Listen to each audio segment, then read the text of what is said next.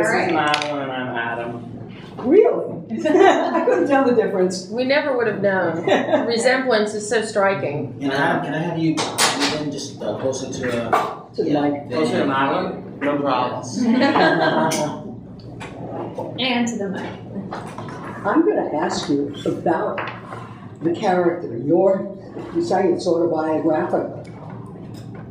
Where did he make his money? I'm watching the movie.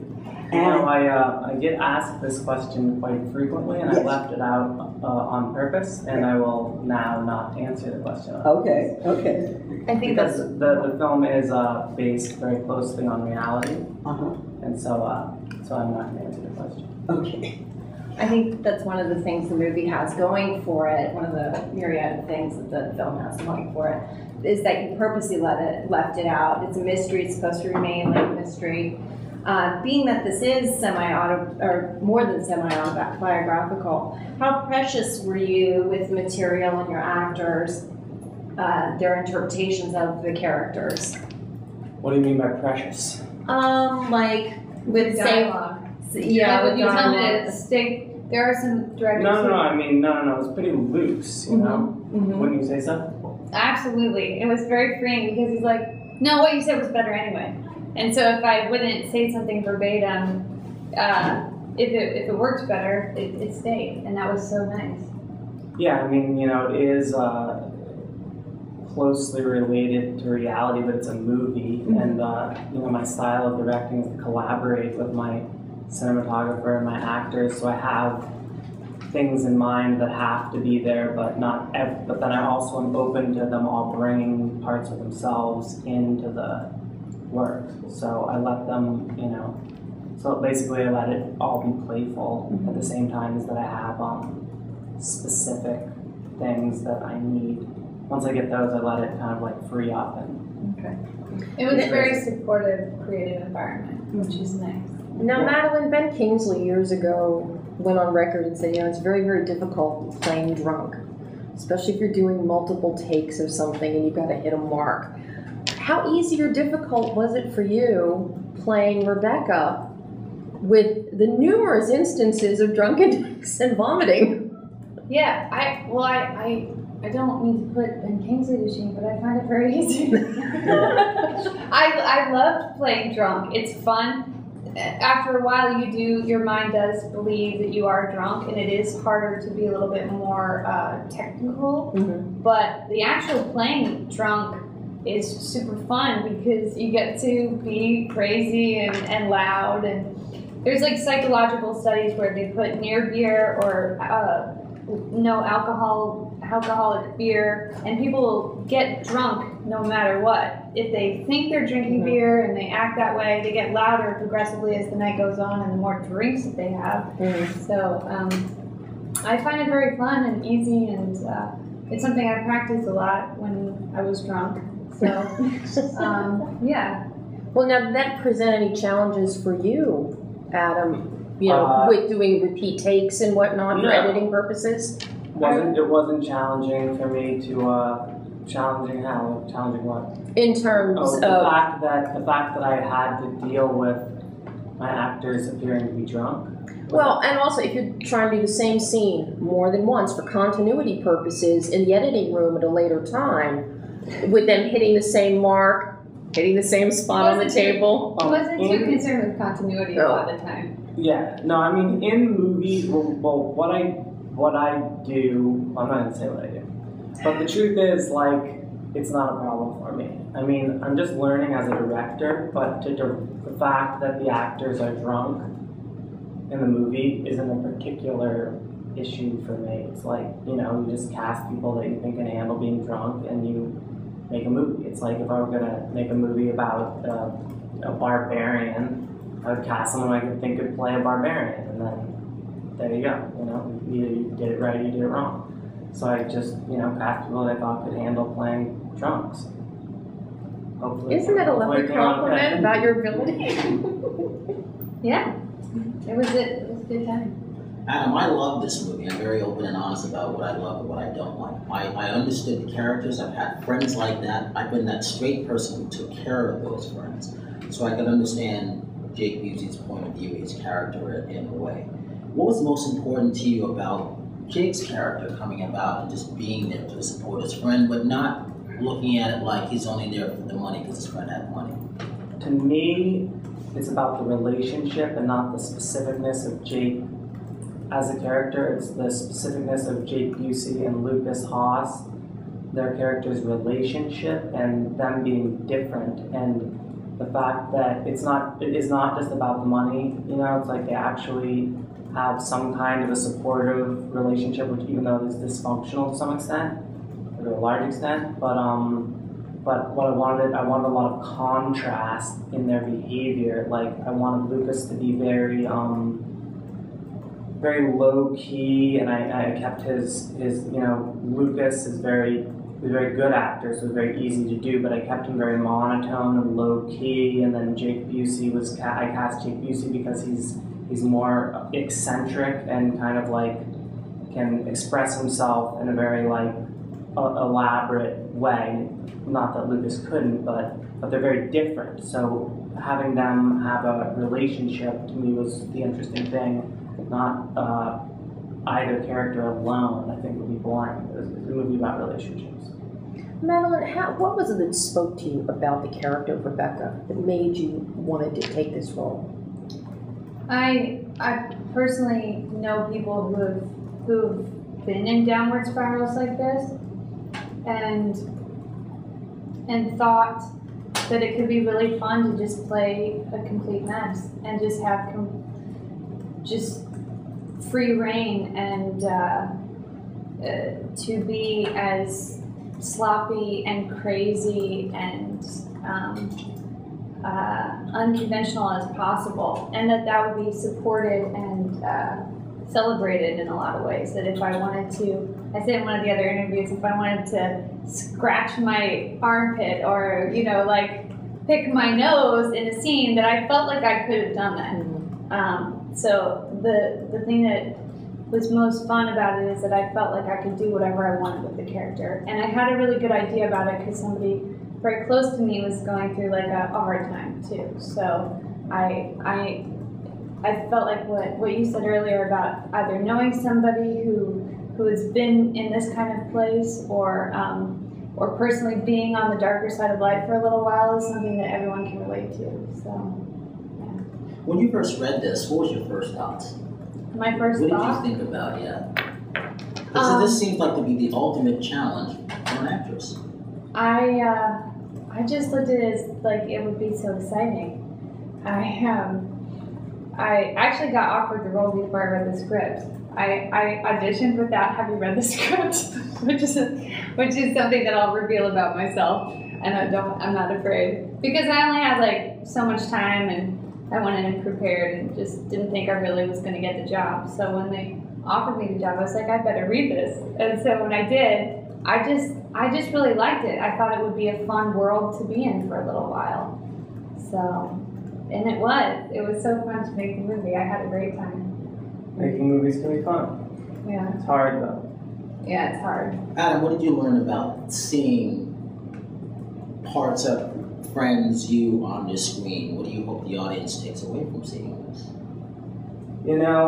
I honestly don't know. I think that as I make movies, I'm learning about making movies, and I think that I'm slowly starting to figure out how to make the idea that I have of a movie that I want to make become the movie that I want to make, rather than trying to make a movie and it just turning out being something completely different. But in terms of characters based on my friends, learning something, I don't know. I mean, it's just kind of it's just source material. I mean, like life's just like a source of material. I mean, you have to get your ideas from something. You get your ideas from another movie. A lot of people get their ideas for movies from other modern movies, which is the silliest thing in my opinion. You can get your ideas from old movies, you can get your ideas from old stories, you can get your ideas from old plays. In this case, I got my ideas from life. But, your ideas don't just come from nothing. Like if if you understand that there's such a thing as a cube, you can imagine, and you understand there's such a thing as the color red, then you can then imagine a red cube. You can't just invent red or invent a cube. So I don't know what the hell I'm talking about, but I think I was actually really following that. Yeah. I have a question to ask you. Zach, the character of Zach, he's supposed to be friends with this bartender, and there's a moment in the film, I won't reveal it, you really see that Zach doesn't care about anybody, maybe until the end when he begins to care about his son. Where did that come from? How did you write that? I'm sorry, can you start completely over? Okay. I'm talking about there's that moment when you know that the character I of love Zach. that moment. You love that moment. I laughed so hard. He doesn't care about his close friend, this guy who's there for him all the time. And where did that come from? I mean, a guy that cares nothing for anybody. I don't understand. What part, where? Where he's like, we're in the movie where he goes, "You don't love me," and he throws the Oh, money you're talking at him. about when he's wasted. Yeah. Yeah. He's just drunk. He's just having a bad moment. And also, right before that, It's nothing to do with him not, he says things like, "You're trying to have me killed, Bob, are you? You don't love me, you just want my fucking money." He's drunk. It has nothing to do with anything except for that there's a chemical in his body, which is he's had too much of it, and then he started ranting, you know? But the thing is, when people are drunk, they tell the truth. That's true. They can tell the truth, and they can, alcohol can be a truth serum, but also it can make you just rant and be mean. You can do a lot of things. There's a lot of things, different people. Sometimes it's the truth, but sometimes you could get paranoid delusions. You could freak out about, who knows? You're drunk. I mean, a couple of beers might make you feel more relaxed and you tell the truth about your life, but if you consume a whole bottle of whiskey and 10 beers, it's going to go way beyond just making you tell the truth. It's going to make you into a lunatic, or you're going to pass out, right? So this was a lunatic moment, but also there's a you can I'm not going to tell you why he's acting crazy in that moment, but if you watch the film, you can see that there's things that happen in his life that don't relate to the characters that he's talking to. yeah. That build up to him behaving in that way when he is drunk. So is it truth? Yes, but it's misplaced truth, which often happens when you're drunk. I could be mad, you could do something, maybe you're my brother, for example, and you do something to me and it really hurts my feelings, and then I go to a bar and I get drunk and I beat up some random guy. That's the kind of thing is that truth? I don't know, but you know what I mean? It's it's an emotional truth, but it's not a very clear way of dealing with the truth. It's just because you're drunk, Now, Adam, with all the stories in life that you can tell, why this story at this particular time? Why not? As for one of your first films to direct. It's not really one of my first films. Well, you've done a few others, but it's such a powerful story to lay out there. Thank you. Madeline, you have to bring a lot of physicality to your role, especially with struggling. Was it ever painful? Were you ever sore the next day? Yeah, I would be sore sometimes. Yeah, and bruised or? Not really that bruised because Lucas isn't that aggressive. Mm-hmm. But I think Adam almost had to tell me to be more aggressive a lot of the time. But more baby. But I fell down a lot, and that was way harder. Or walking into walls. The truth is, the one time where she actually did injure herself, they were simply crossing the street in New York. And she sprained her ankle just crossing the street. Wow. And actually, I did put the shot in the scene. But you see them. I really did just fall. The shot in the movie. where they're walking across the street and she just twists her ankle and she sprained it really bad. Luckily, it was the last day of the shoot because she actually couldn't walk very well. But no, none of the wrestling or, as she put it, rapey scenes. We've not allowed her to actually come to harm. She was not really raped or beaten or hurt or anything of the sort. Not at all. Madeline, how long did you get a chance to be with Lucas before filming? Because you guys do have this sort of dysfunctional chemistry going. Yeah, we didn't have any time at all. We rehearsed maybe one day. I was working on Californication at the same time, so I was really taking on a lot of responsibility. But I don't know. We just naturally had like a good chemistry, and it was just good casting. So I also think that because we've both been acting so long, that we both really know what we're doing and really know how to create chemistry with another person. So that has something to do with it. We're both like, he started as a child actor and I started as a child actor, and I think that most other people I've worked with that were also started that early, that we all have this specific weird bond, that we're a certain kind of circus performer. And I always get along with other people who have started that early, even if they're super dysfunctional, because I understand. Madeline, I'm not sure if we're going to see you at TCA this session for that. What's coming up? I don't know. I'm just auditioning, and I did a pilot for ABC that was like, did not get picked up. So we're gonna make another movie together soon. It's top secret. Yeah. And Adam, what makes you happy in general? Personally, what makes you happy? You have hobbies or something that you like to do? Because I can see you can just be there and just not smile all day. But if something, what makes you happy? You're perceptive. What did you say that where did you work? What would make you happy? Do you have a favorite charity that you like to support, or you like to play basketball, or something that no one knows anything about you? You just like to go off and do it? The truth is that I do jujitsu every day.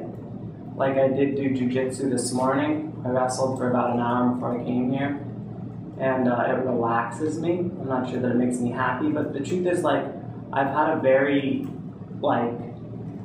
complicated, I don't even want to say hard, but I've had a lot of things happen to me in my life, lots of very complex situations, and now I'm to a point where I can kind of enjoy life. I can enjoy things that someone might think that they were having a really hard time, and I might think that that's interesting, or I might think something is funny that someone else might think is disgusting or hard or difficult or whatever. It's like I just kind of gotten to a point now where, like, all of the things that I used to feel sorry for myself about this or whatever that, or I don't. I just like, I like life. I like making movies. I like doing jiu-jitsu. I just enjoy myself, it's fun. I want to make another movie, I want to go to jiu-jitsu tomorrow morning. I want to, I like it, what's wrong with it? Is it Gracie jiu-jitsu? Yes. Is that? Actually, it's Machado's jiu-jitsu, but the Machados are cousins of the Gracies, Brazilian. I'm just wondering, I guess this is for both of you. Do you consider Zach a misogynist? I'm a misogynist. I would consider him no more misogynistic than most men on a deep level, and women have experienced men like this over and over and over again. So I don't think it's just as black and white as just being misogynist, but really more like this is how men are towards women a lot of the time. So it's like, I think it's deeper than that. I think it's deeper than just a psychological thing. I think sometimes men just treat women that way. Let me just define this. Of course, I just immediately said I'm a misogynist. I believe that there's a difference between men and women, and that we, I believe women are very confident. I believe that they're very important. I believe they should have the right to vote. It's not like I think they should have less human rights, but there's a difference between men and women. So, like, if the question is like, I don't know, is he a misogynist? That depends on your definition of misogyny. What is a misogynist? Does he look at women as something other than a man? Yes. But does he think that they should be have less rights or no? I mean, you know, a woman is a woman, a man is a man. It's we're not exactly the same. We don't think the same, that's for sure. Yeah, And we don't expect the same things. we have different hormones. We have different Yeah. shaped brains. Did you know that the woman's brain and the male brain are actually a different shape? The man has a bigger brain with the two side lobes are bigger, but then the passageway between the two lobes is smaller, which is why men are more task oriented. But then women have smaller lobes on either side, but the passageway between the lobes is bigger, so women can switch back and forth between doing different things quicker. We observe things with different sides of our brain. Like women observe beauty with one side of the brain, and men observe beauty with the opposite side. And, Actually, I was just kidding. Men and women are exactly the same. no. And Not in relationships. Maybe in relationships, it's exactly. Yeah, no, I'm just kidding. Now, what did you each, at the end of the day, what did you each personally take away from the experience of making this film, or learn about yourselves in the process? What? What did you take away from making the movie? And what did you learn about yourself? I don't know. You know, learning is weird. It's a slow, complicated process, and you usually don't realize that you're going through it. It's That's true. You know, learning is you are learning, so your actual brain is changing, and it doesn't happen overnight. You know, it's like you have experiences, and you learn from them, and you slowly change. And I don't have an answer to the question, but I do believe that I'm learning. But it's slow, and it's a gradual process, slow, difficult process of slowly learning how to live or make movies, No, or what you be got more from this- misogynistic. No, just what you got from the movie. Did you From have the any personal experience of things? making the movie, now that in 2020 hindsight, in retrospect, what did you personally take away from the experience of writing and directing this film, and or learn about yourself in that process? Became a better director. What she said. I'll go with what she said. And what about for you, Madeline? I became a better actress. I felt totally creatively supported, and I learned about movies that Adam told me about. Like, I had never seen a Cassavetes movie before I started working on this, and then once I did, I went on like a Cassavetes rampage, and I completely fell in love with movie making and acting, and especially, I think it's like really natural to be disillusioned with this business and art form a lot of the times, and I was completely re-inspired by working on this movie, and had so much fun doing it, and so I learned that I could grow, and that I could re-fall in love with my work. Were there any scenes that you had to cut for time or that just weren't working? There are a lot of cool scenes that were cut out of the movie. The first cut of the film was 3 hours long. Yeah. So it was basically based on time. You know, it was hard to create a 95-minute film from what was a 3-hour film, but it wasn't good at 3 hours. Not because the scenes were bad, but because it was never my intention to make a 3-hour-long movie. You know, it didn't have the. I mean, I don't want to watch a 3-hour-long movie anyway. But so yeah, there were a lot of scenes cut that were cool scenes, and good acting, good photography. I just had to cut some scenes out because the movie was simply too long. Yeah, cut some scenes. Now, the photography on the film is outstanding. The film has incredible production values. It's very stylized. You've got a rich saturation of color and contrast going on. How did you develop the palette and look that you eventually ended up with? Well, For starters, my cinematographer, Sherman, is a very experienced and good cinematographer. And secondly, he's a good friend of mine. So I talked to him a lot about what I wanted and also collaborated with him closely. So he understood what I wanted, and also we would collaborate on, we did some shot list type stuff. I did some sketches, some storyboard type stuff, and I showed him all of my ideas, and he, sometimes we would be in a room and he'd be like, Adam, it looks better from this angle, and I'd look at it like, you're right, let's shoot it from there, But the reality is, like, a lot of it is my ideas, but if I had a terrible photographer, it wouldn't be good. It's like I have, ideas, and then I had a great cinematographer, so if it looks good, it's a combination of him translating my ideas onto film well. That's all there's Thank time you. for. Thank you. Thanks. Well, if nothing else, you can always put it on the DVD later. You're You know,